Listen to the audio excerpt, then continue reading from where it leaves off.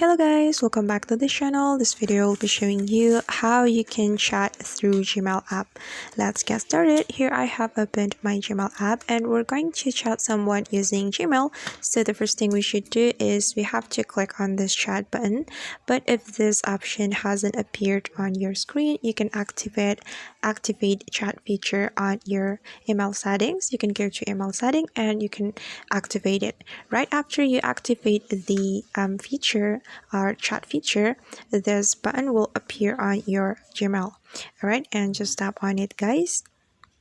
Then after that, you can click on new chat right here and search for the person that you want to chat.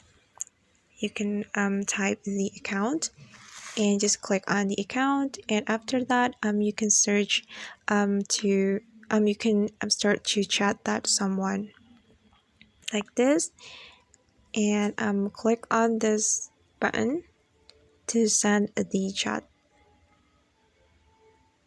Okay guys, and that's how we can chat through Gmail app. I hope this video will be useful for you. Thank you so much for watching and see you on the next video.